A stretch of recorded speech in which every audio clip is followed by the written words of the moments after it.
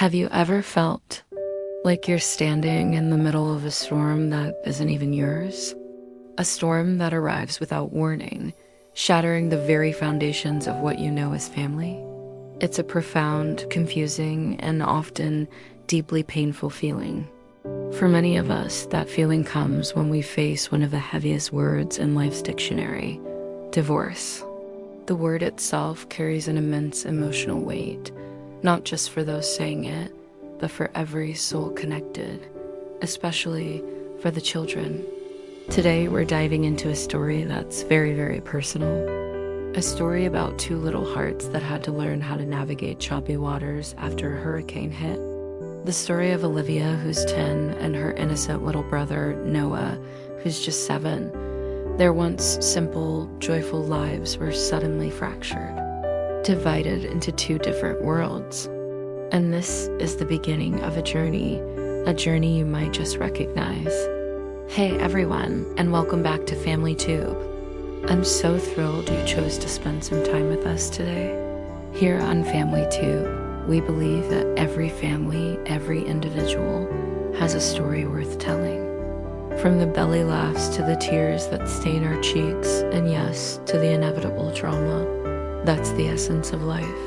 And sometimes that drama can feel incredibly real, deeply personal, touching the innermost chambers of our hearts. Today, we're going to dive into a story I think will feel incredibly familiar to many of you. It is a story we call Bridges Through the Storm, a powerful narrative about how families can break into pieces, yet with determination and hope, they can also find the courage to rebuild. So get ready.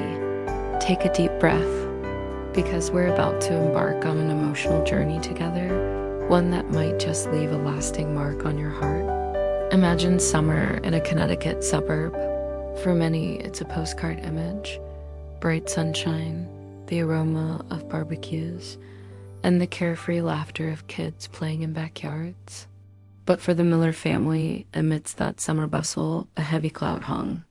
The divorce of Sarah and David, Olivia and Noah's parents, had just been finalized, but ironically, the hardest part of their separation was only just beginning.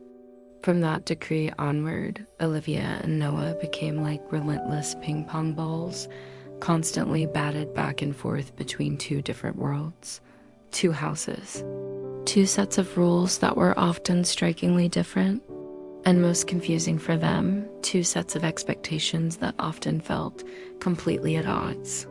Can you imagine what that feels like?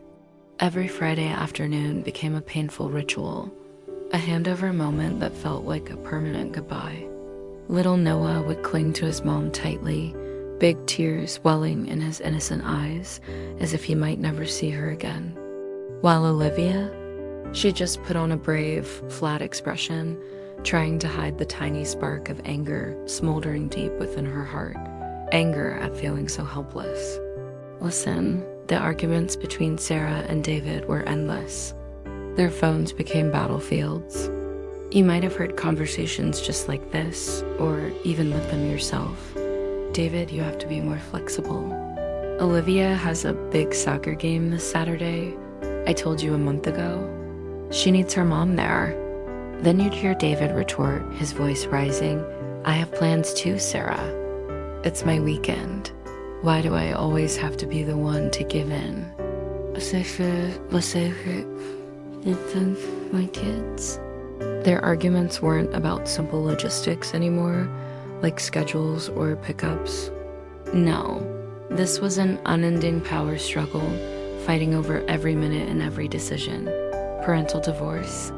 It can be an invisible burden, especially for children who don't fully grasp it.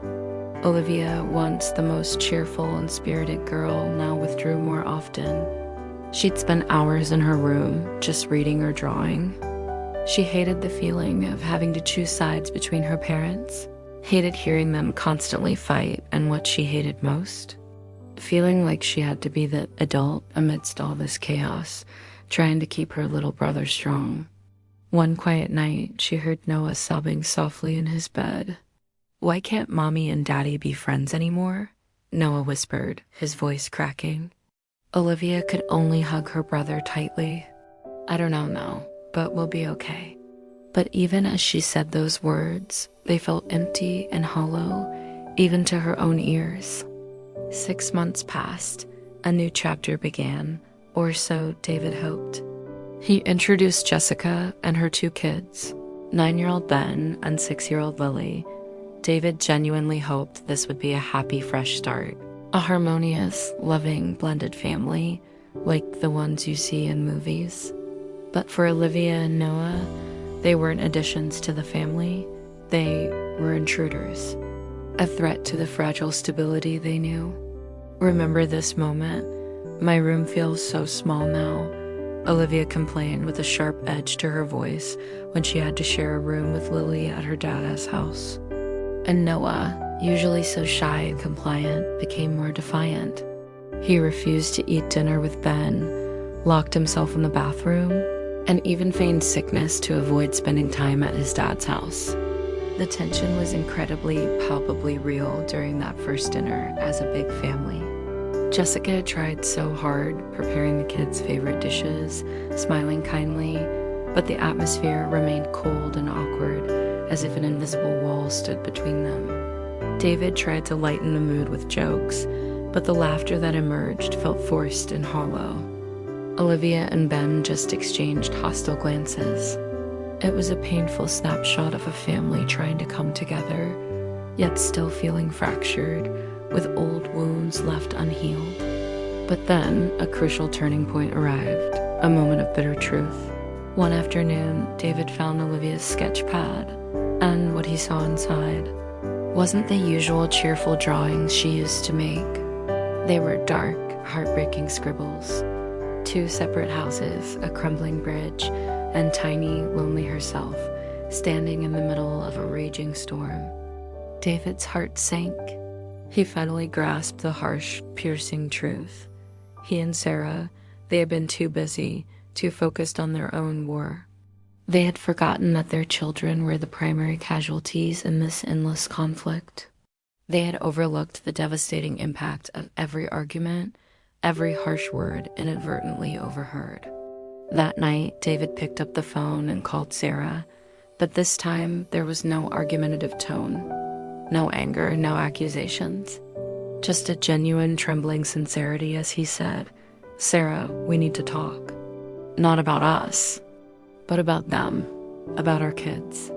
And Sarah, who had also begun to notice the alarming changes in Noah and Olivia changes that wrung a mother's heart, agreed. They met at a neutral coffee shop, far from either home, far from old memories, no lawyers, no hidden agendas. And for the first time since the divorce, they truly listened to each other. They acknowledged their individual mistakes, shared their deep concerns about their children's future, and finally, they realized that the bitterness they deep been harboring was only poisoning the souls of the children they loved more than anything. A decision was made, a simple yet life-altering decision. They resolved to put their children's well-being above absolutely everything else. They created a more consistent schedule, one that made more sense for the kids. They ensured better communication about the children's school and extracurricular activities, making sure nothing was ever missed again. And most importantly of all, they genuinely agreed, solemnly, to never, ever badmouth each other in front of the kids again. Olivia and Noah's relationship with Jessica and her children didn't transform overnight, of course. There were ups and downs, awkward moments, and normal squabbles, just like any family trying to adapt.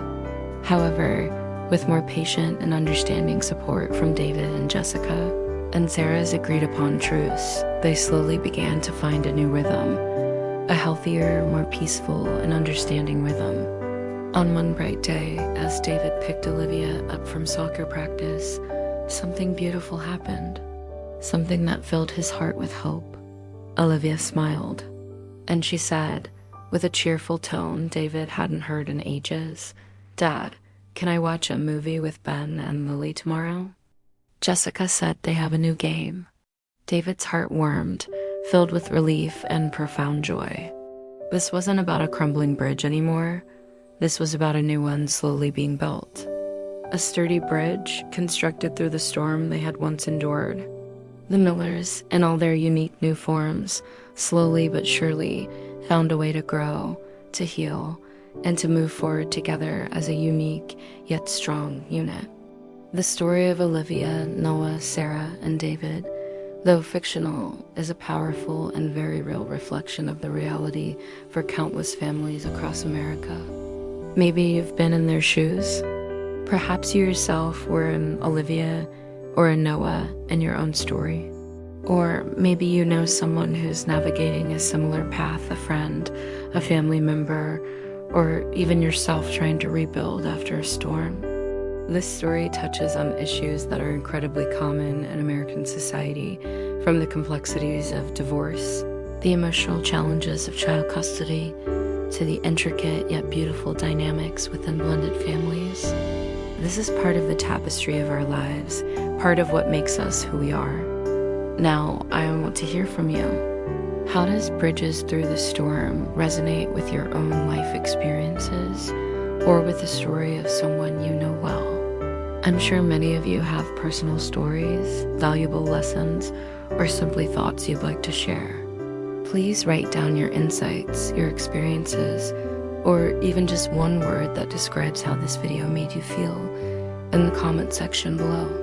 Every story matters, every perspective is valuable, and we can learn so much, grow together from one another. If this video touched your heart, if you felt connected or inspired, please don't hesitate to like this video. Just hit that thumbs up button. Then, share this video with friends and family who might need to hear this story of hope. And of course, most importantly of all, subscribe to FamilyTube for more heartwarming, authentic, and inspiring family stories every single week. Click that subscribe button and the notification bell so you don't miss our next video. Thank you so much for spending your valuable time with us today. We'll see you in the next one.